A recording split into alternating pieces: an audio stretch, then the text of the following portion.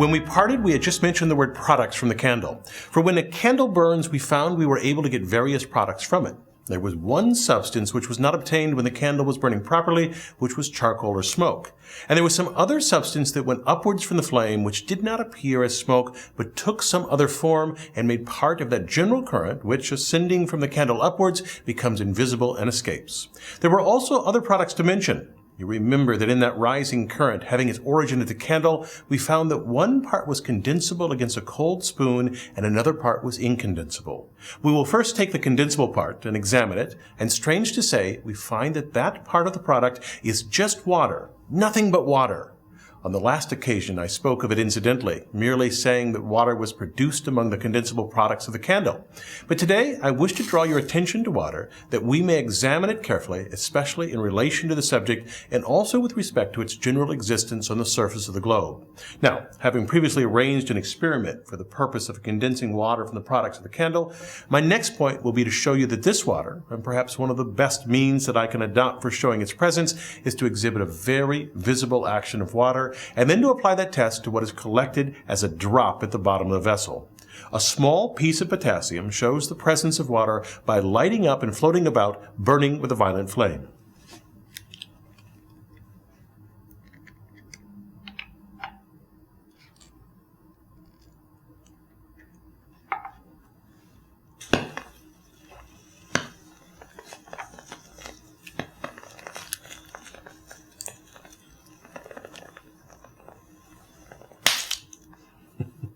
You see a drop of water, a condensed product of the candle, hanging from under the surface of the dish.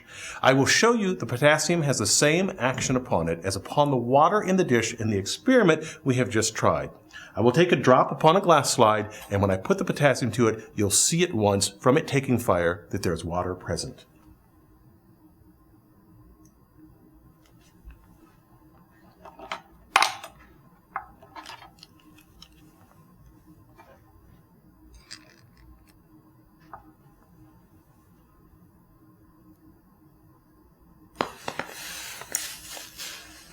Now, that water was produced by the candle. Water is one individual thing. It never changes. We can add to it by careful adjustment for a little while, or we can take it apart and get other things from it. But water as water remains always the same, either in a solid, liquid, or fluid state. And now, to go into the history of this wonderful production of water from combustibles and by combustion, I must first of all tell you that this water may exist in different conditions, and although you may now be acquainted with all its forms, they still require us to give a little attention to them for the present, so that we may perceive how the water, when it goes through its protean changes, is entirely and absolutely the same thing, whether it's produced from a candle, by combustion, or from the rivers or ocean. First of all, water, when at the coldest, is ice. Now, we scientists speak of water as water, whether it be in its liquid or solid or gaseous state. We speak of it chemically as water. Water is a thing compounded of two substances, one of which we have derived from the candle, and the other which we shall find elsewhere.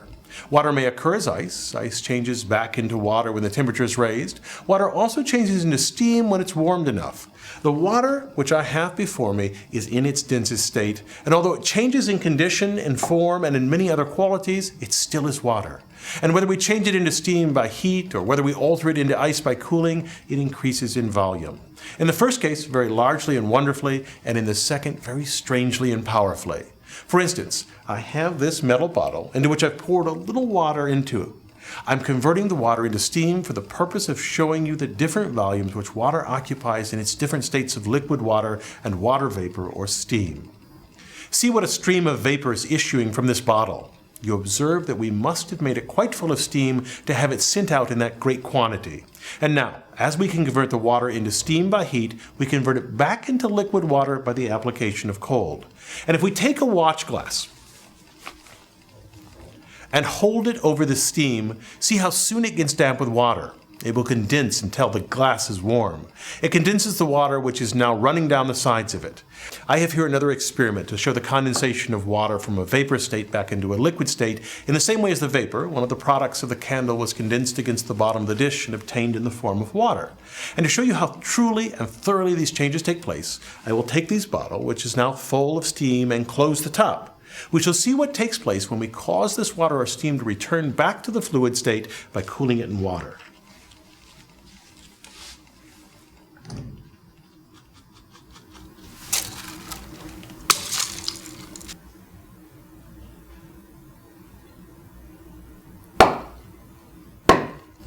You see what has happened. If I had closed the lid and still kept the heat applied to it, it would have burst the vessel. Yet when the steam returns to the state of liquid water, the bottle collapses, there being a vacuum produced inside by the condensation of the steam. I show you these experiments for the purpose of pointing out that in all these occurrences, there is nothing that changes the water into any other thing. It still remains water. And so the vessel is obliged to give way and is crushed inwards. As in the other case, by the further application of heat, it would have been blown outwards. And what do you think the bulk of that water is when it assumes the vaporous condition?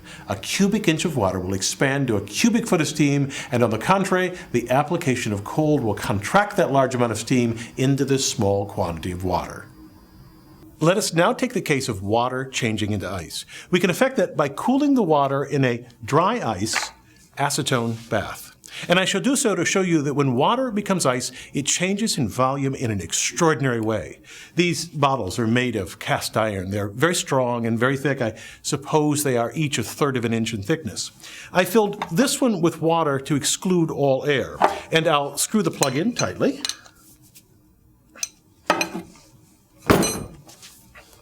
We shall see that when we freeze the water in the vessel, it will not be able to hold the ice, and the expansion within will break it into pieces.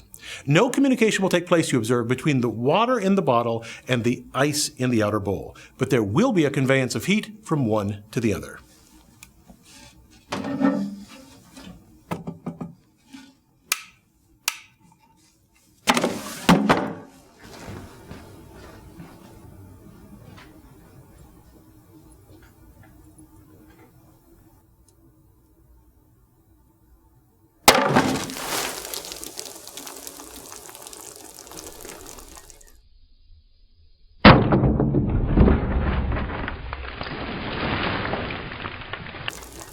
The cold has taken possession of the bottle and its contents. Although the iron was thick, the ice had bursted asunder.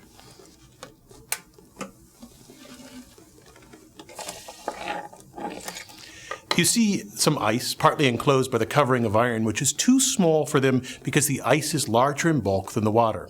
You know very well that ice floats on water. Why? Because the ice is larger than the quantity of water which can produce it, and therefore the ice weighs the lighter and the water is the heavier.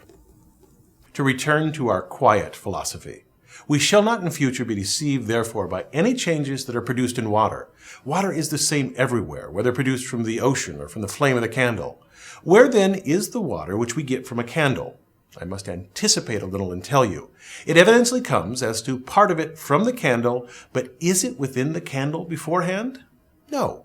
It is not in the candle, and it is not in the air round about the candle which is necessary for its combustion. It is neither in one nor the other, but it comes from their combined action, apart from the candle, apart from the air.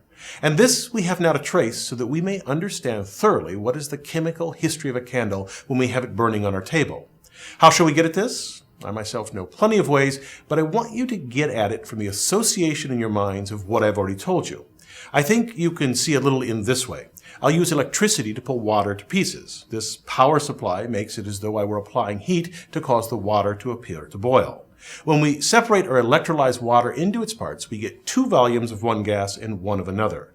The gases produced are not steam. Steam is condensable into water, and when you lower the temperature of steam, you convert it back into fluid water. As you know, water is liquid at room temperature. Notice that this gas, which I've collected, does not become a liquid. I will take another test and apply it to this gas.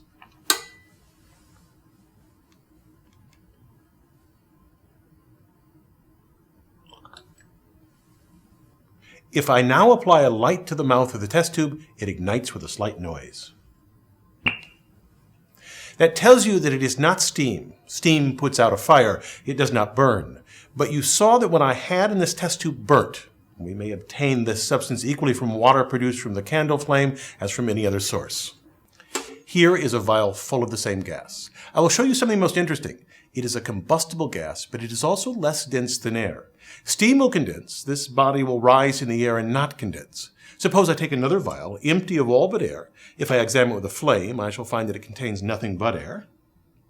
I will now take this vial, full of the gas that I'm speaking of, and deal with it as though it were a light body. I will hold both upside down and turn the one up under the other.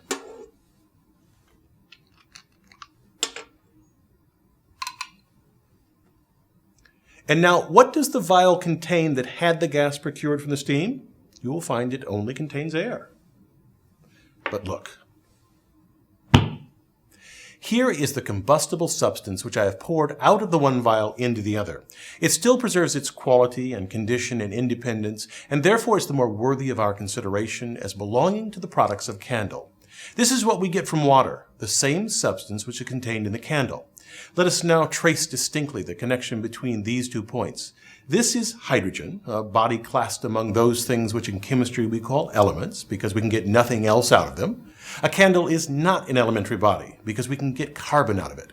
We can get this hydrogen out of it, or at least out of the water which it supplies. And this gas has been so named hydrogen because it is that element which, in association with another element, generates water.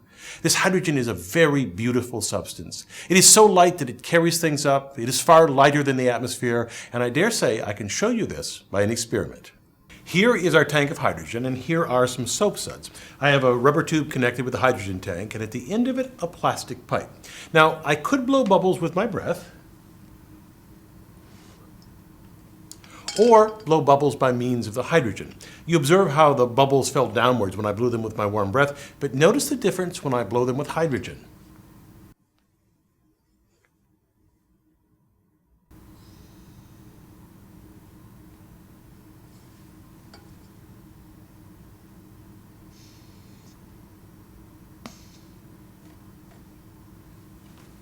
It shows you how light this gas must be in order to carry with it not merely the ordinary soap bubble, but the larger portion of a drop hanging to the bottom of it. I can show its lightness in a better way than this. Larger bubbles than these may be so lifted up. Indeed, in former times, balloons used to be filled with this gas. Water also contains oxygen. Oxygen, as you will immediately imagine, exists in the atmosphere. For how should the candle burn to produce water without it? Such a thing would be absolutely impossible and chemically impossible without oxygen. Now, as regards this very property of oxygen supporting combustion, which we may compare to air, I'll take a piece of candle to show it to you in a rough way, and the result will be rough. You see the combustion in air. How will it burn in oxygen? I have here a jar of oxygen for you to compare the action of this gas with that of air.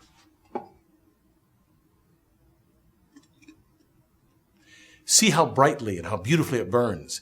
Is it wonderful how great the supporting powers of oxygen are as regards combustion?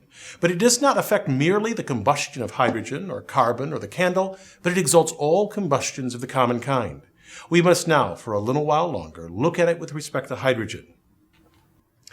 I'm now about to set fire to oxygen and hydrogen mixed in the proportion in which they occur in water.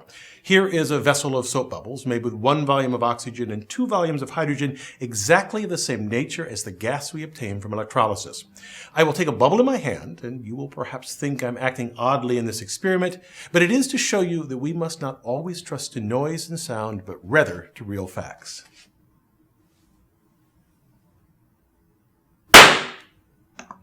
This oxygen united with the hydrogen, as you saw by the phenomena, and heard by the sound with the utmost readiness of action, and all its powers were taking up in its neutralization of the qualities of the hydrogen. So now I think you will perceive the whole history of water with reference to oxygen in the air from what we have said before. Why does a piece of potassium decompose water? Because it finds oxygen in the water. What is set free when I put it in the water? It sets free hydrogen, and the hydrogen burns. But the potassium itself combines with oxygen, and this piece of potassium, in taking the water apart, the water you may say derived from the combustion of the candle, takes away the oxygen which the candle took from the air, and so sets the hydrogen free. And even if I take a piece of ice and put a piece of potassium upon it, the beautiful affinities by which the oxygen and the hydrogen are related are such that the ice will absolutely set fire to the potassium. It produces a sort of volcanic action.